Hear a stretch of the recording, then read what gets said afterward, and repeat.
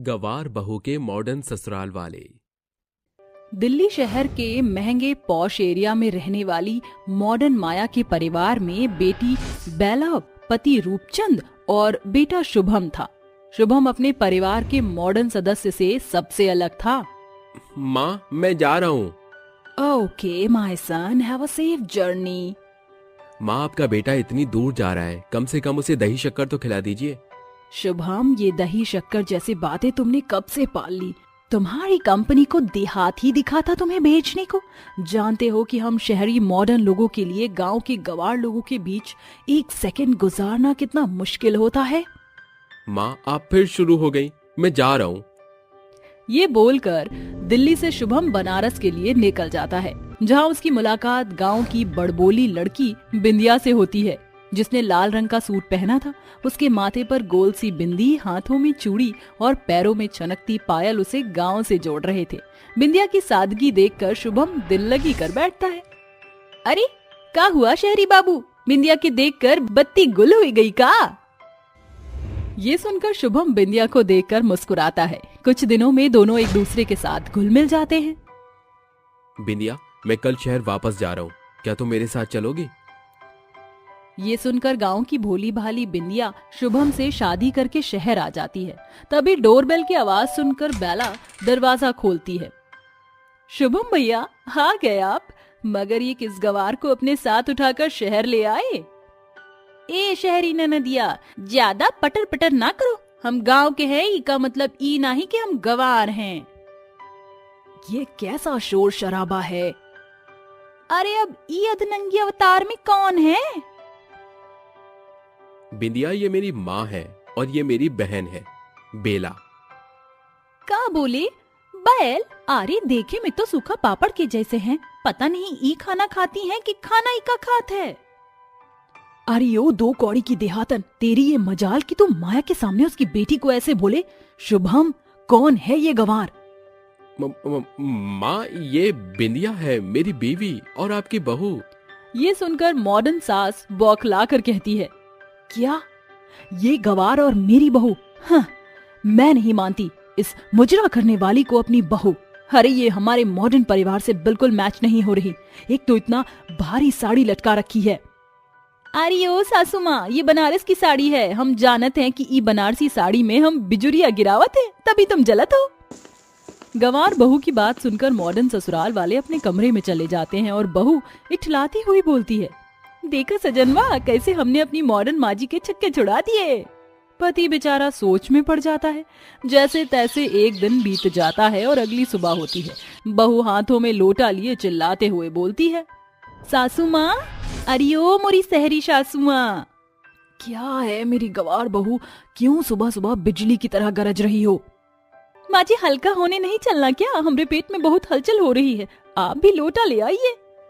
गवार बहू की ये बात सुनकर मॉडर्न सास माथा पकड़कर बोलती है, ओह गॉड, कैसी गवार बहू पल्ले पड़ी है। जमाना इतनी तरक्की कर रहे हैं, मगर उन गांव वालों को तो बस गंद फैलाने के लिए खेत और जंगल चाहिए। अरे सासू माँ, क्या बड़बड़ा रही हैं? चलना नहीं है क्या? फिर शहरी सास बहू का हाथ पकड़कर उसे बाथरूम में ले जाके बोलती है, मेरी गवार बहू, शहर में खेत खलिहान नहीं होते, बल्कि घर में ही टॉयलेट बना होता है। बोले तो शौचालय। अब होती रहे हल्का। शौचालय देखकर बहू खुश होती है और बोलती है, तनिक ठहरो सासू माँ, हम अभी आए। बहू जल्दी से पूजा की थाली लाकर शौचालय की पूजा करने लगती है। अरे ओ मेरी बैल बुद्धि बहू, ये क्या करामात कर रही है? माँ जी, हमरे बनारस में माँ बड़े बूढ़े कहते हैं कि नए सामान का आरती के साथ स्वागत करते हैं, बस हम वही पूरा कर रहे हैं। सास परेशान होकर बाहर चली जाती है और बहू घर बार का काम करके रसोई में खाना बनाने आती है, जहाँ इलेक्ट्रिक चूल्हा देखकर गवार बहू की बुद्धि फेल हो जाती है। अरे ये चूल्हा तो जल ही नहीं रहा। बिंदिया को सब कुछ बुझा गया। दुकानदार ससुर जी को रस्ते का चूल्हा सस्ते में बेचकर चूना लगा दिया। अरे ओ ससुर जी, तनिक हेने आवा। ससुर चुपचाप उठकर किचन में आता है। क्या हुआ बहू, सब ठीक तो है? अरे कछु ठीक नहीं ससुर जी। अरे चिंदी चोर दुकानदार ने आपकी नकली चूल्हा बेचकर ठग दिया। ये चूल्हा जल ही नहीं रहा। अरे मेरी बड़बोली बहू, कमी चूल्हे में नहीं है, ये ऐसे जलता है और ऐसे कम होता है। हाय री, बिंदिया को तो मालूम ही नहीं था कि हमने मॉडर्न ससुराल की रसोई रोबोट के जैसे खुद ही चल पड़ा था। अब हम खाना बना लेते। चलिए फुटिए ससुर जी। थोड़ी ही देर में बहू खाना बनाकर जैसे ही तड़का लगाती है, पूरे घर में मिर्च की तीखी महक उठने के साथ सभी जोर जोर से खांसने लगते हैं। पता नहीं कौन सा जहरीला खाना बना रही है मेरी बेढंगी भाभी। कहीं ऐसा ना हो खाना खाए बिना ही खांस खांस करने पड़ जाएं। बेला बुदबुदा ही रही थी कि बिंदिया मेज पर बैठे अपने मॉडर्न ससुराल वालों को खाना परोसती है। अरे ओ मेरी गंवार बहू, ये क्या सातरंगी खाना बनाया है तूने? अरे सासू माँ, दिन दहाड़े दिखाई नहीं देते का? ई गांव का मशहूर खाना है, दाल भात चोखा। स्वाद में इतना मजेदार होवत है कि इंसान भरपेट खा ले और पल भर में पचा ले। ओह गॉड! अरे ओ मेरी गंवार भाभी, ये तुम्हारा देहात नहीं बल्कि शहर है। इतना गंदा खाना हम नहीं खाते। अरे ओ बैल बुद्धि ननद, जरा देखो अपने शरीर को दशा। शहर का घास फूस खाकर कैसन मछली के काटा हुई बैठी हो। चुपचाप खाओ, नहीं तो दे धोबी पछाड़। और माँ जी आप भी। पूरा परिवार गंवार बहू का गुस्सैल अवतार देखकर बेमन से खाना खाता है, मगर खाना खाते ही उनका मुरझाया हुआ मुंह खुशी से खिल उठता है और रूपचंद अपनी बहू की बड़ाई करते हुए बोलता है, अरे वाह बहू, तेरा बनाया दाल चावल तो बड़ा ही दमदार बना है। इसे खाकर ऐसा लग रहा है जैसे बरसों बाद गांव की मिट्टी से मुलाकात हुई है। हाँ बिंदिया, सचमुच खाना बहुत अच्छा है। स्वाद तो मुंह में घुल मिल गया है। शुक्रिया ससुर जी, शुक्रिया पतिदेव। अरे आप दोनों अम्मा बिटिया के मुंह में दही जम गया है। तनिक तारीफ कर दोगी तो क्या बिगड़ जाएगा। मैं बस बोलने ही वाली थी, बहू तूने अच्छा खाना बनाया है। हाँ भाभी, आपने वाकई अच्छा खाना बनाया है। क्या बात है, आज तो बैल भी बोल पड़ा। अरे बहू, बैल नहीं बेला। अरे क्या फर्क पड़त है ससुर जी, बैल बोलो या बैला एक ही बात है। गंवार बहू की ये बात सुनकर मॉडर्न ससुराल वाले ठहाके मार कर हंसने लगते हैं।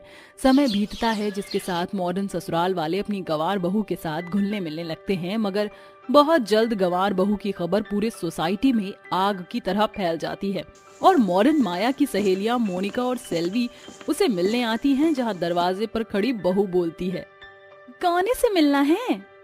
हम तुम्हारी सासू माँ की सहेलियां हैं, अंदर आ जाएं। अरे काहे नहीं, आओ ना आंटी। सभी बैठकर बातें करने लगते हैं। इलो हमारी सासू माँ की सहेलियों, गर्मा गर्म लिट्टी चोखा का चटकारा लगाओ। अरे वाह, खुशबू तो बड़ी अनोखी है। तुम्हारे खाने की अब स्वाद चख कर देखते हैं। जैसे ही दोनों सहेलियां गंवार बहू के बनाए खाने को खाती हैं तो बोलती हैं, अरे वाह माया, तेरी गांव से आई बहू तो बड़ा स्पाइसी और स्वादिष्ट खाना बनाती है। हाँ, बस शक्ल और पहनावे से गंवार है लेकिन बहू नहीं। मगर हमें ऐसी बाई मिल जाए तो बात बन जाए। अपनी बहू के लिए गंवार शब्द सुनकर मॉडर्न सास बोलती है, बस करो तुम दोनों। मेरी बहू चाहे तो अपने एक जवाब से तुम्हारा मुंह बंद कर सकती है, मगर ये अपनी सास का लिहाज कर रही है। चली जाओ यहाँ से।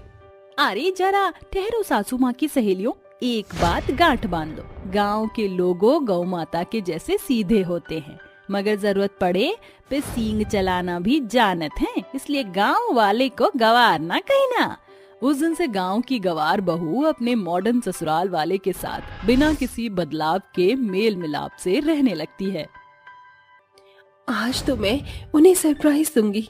जल्दी चलती हूँ, जल्दी से पहुँच जाती हूँ, कहीं वो चली ना जाए।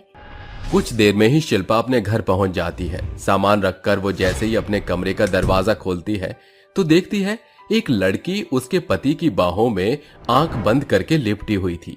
ये देखकर वो गुस्से से कहती है, निखिल, ये सब क्या है? मुझे अपनी आंखों पर विश्वास नहीं हो रहा कि तुम यही हो। मैंने इतना भरोसा किया तुम पर, लेकिन तुमने मेरे भोलेपन का मुझे ये सिला दिया। आखिर क्यों तुमने मेरे साथ ऐसा किया? क्या कमी रह गई थी मेरे प्यार में? शिल्पा मेरी बात तो सुनो। ये लड़की कोई नहीं है, मैं भी तुमसे उतना ही प्यार करता हूँ शिल्पा। इतने गंदे मुंह से ये बात बिल्कुल भी मत बोलो। ये सब मैं इतने दिनों से देख रही थी, लेकिन मैं नजरअंदाज करती गई, पर तुम अब भी नहीं सुधरे। कुछ नहीं तो अपने बच्चे का ही लिहाज कर लेते, जो इस दुनिया में अब आने ही वाला है। शर्म करो, तुम पिता बनने जा रहे हो। कोई अय्याशी किस्म के लड़के नहीं हो जो तुम गुलछर्रे उड़ा रहे हो। तुम्हारी हिम्मत कैसे हुई मेरी डार्लिंग को ऐसा कहने की? अब वो तुम्हारे साथ नहीं रहेगा, है ना जानू? वो लड़की निखिल के गालों को पकड़कर पूछती है, तभी निखिल उसे धक्का देकर कहता है, बस बंद करो ये सब, क्या लगा रखा है तुमने? और मैं तुम्हारा कोई जानू वानू नहीं हूं। मैं तुमसे प्यार नहीं करता, मैं बहक गया था। मुझे माफ कर दो, मुझे एक चांस दे दो। नहीं, मैंने तुम्हें बहुत मौके दिए, पर अब मैं तुम्हारी एक भी नहीं सुनूंगी। चली जाऊंगी मैं इस घर से, और अपने बच्चे को लेकर भी तुमसे कोई वास्ता नहीं रखूंगी।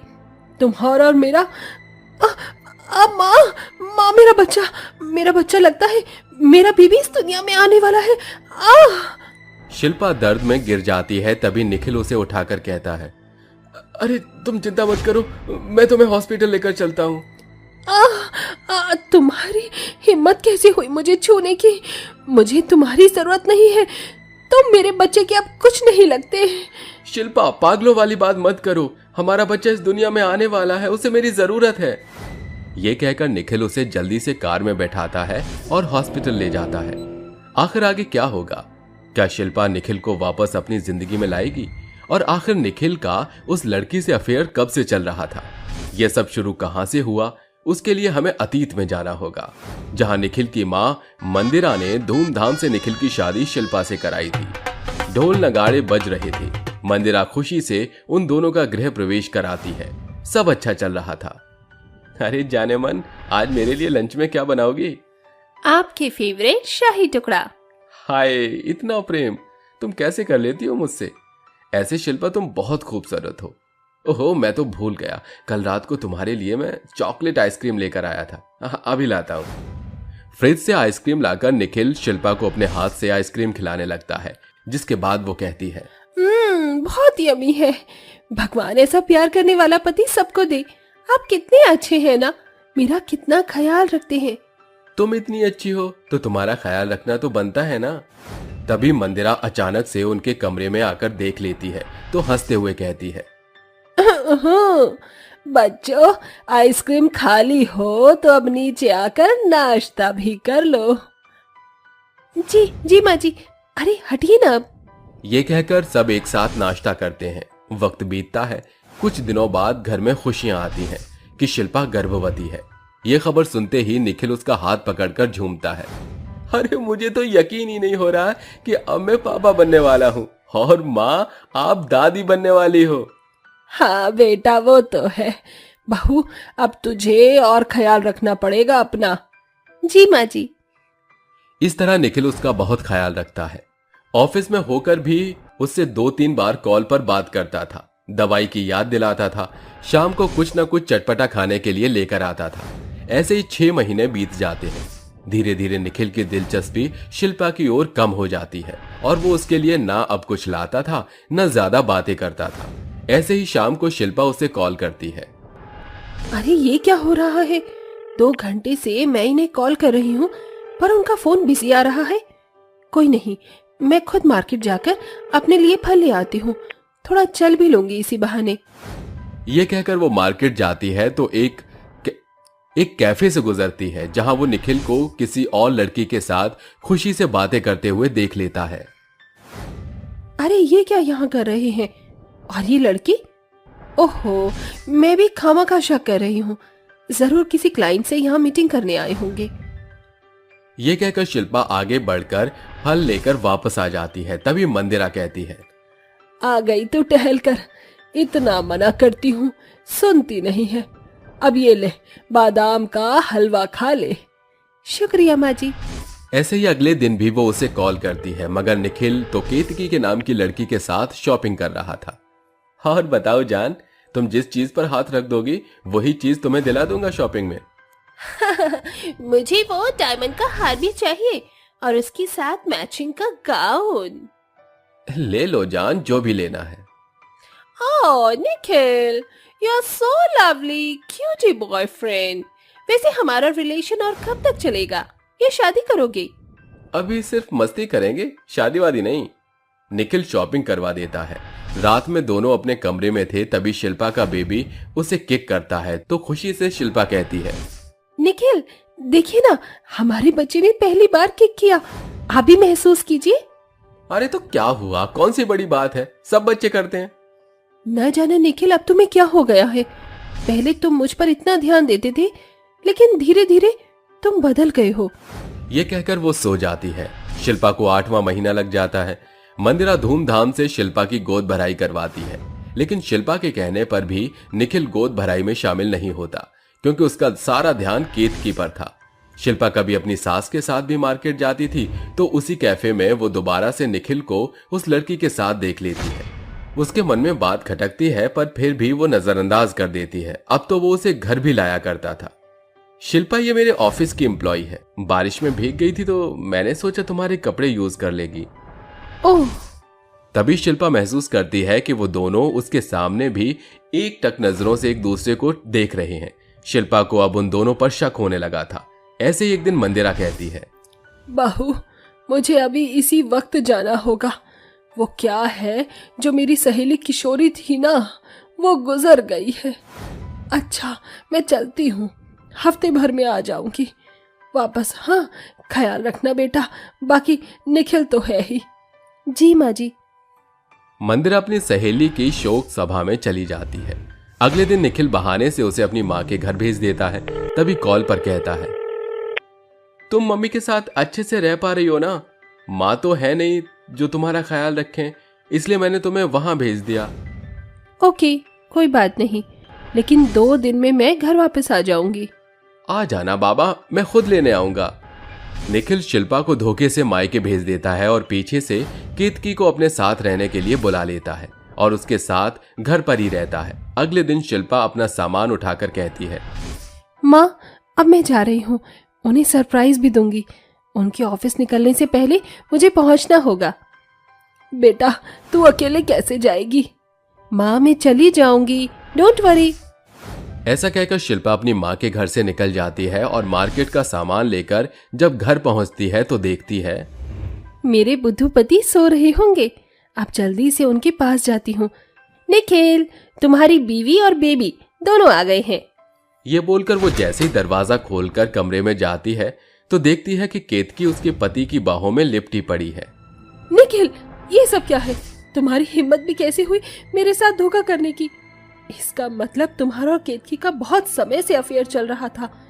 कुछ तो शर्म करो, तुम्हारा बच्चा इस दुनिया में आने ही वाला है। तभी निखिल उसे धक्का देकर दूर कर देता है।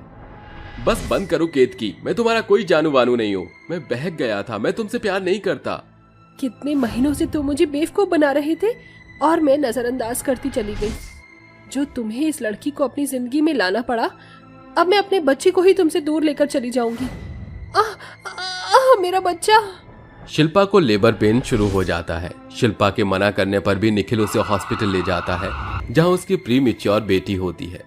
वो उससे हाथ जोड़कर माफी मांगता है। शिल्पा, मैं तुम दोनों के बिना नहीं रह सकता, प्लीज कहीं मत जाओ।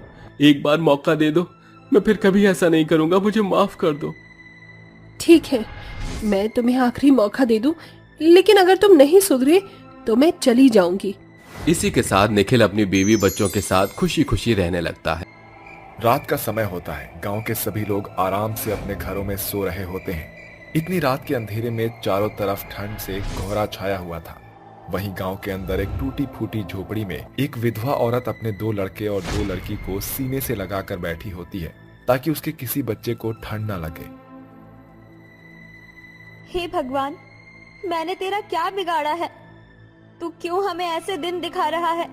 सुधा के बच्चे ठंड से कांप रहे थे। तभी अचानक से उनकी कच्ची छत घर में ही गिर जाती है और सिल्ली का एक टुकड़ा उसके बेटे कलयुग के सर पर गिर जाता है। अरे ये क्या? कलयुग, कलयुग, उठ जा बेटा। भगवान, इसे तो खून निकल रहा है। सुधा अपने बेटे कलयुग को गोदी में उठा लेती है, जिसके बाद उसकी दोनों बेटियां और एक बेटा उसके पीछे पीछे चलने लगते हैं। डॉक्टर साहब, मैं आपके आगे हाथ जोड़ती हूँ, मेरे बेटे का इलाज कर दीजिए। देखिए, पहले पर्ची बनवाइए और उसके बाद फीस भरिए, है ना? फिर मैं आपके बेटे का इलाज करना शुरू करूंगा। लेकिन डॉक्टर साहब, मेरे पास इसकी फीस भरने के लिए पैसे नहीं है। अगर पैसे नहीं है तो यहाँ से निकल जाओ, क्योंकि हॉस्पिटल खर्चों के बलबूते पर चलता है, ना कि लोगों के ऊपर दया करके। आया समझ में? डॉक्टर सुधा को उसके बच्चे के साथ हॉस्पिटल से निकाल देता है, जिसके बाद सुधा अपनी साड़ी का एक कोना फाड़ती है और उसे अपने बेटे कलयुग के सर पर बांध देती है, जिसके बाद उसके बच्चे उससे खाना मांगने लगते हैं। माँ, भूख लगी है, माँ, 2 दिन से हमने कुछ नहीं खाया है। माँ देखो वहाँ पकोड़े वाला है, हमें कुछ खिला दो ना माँ।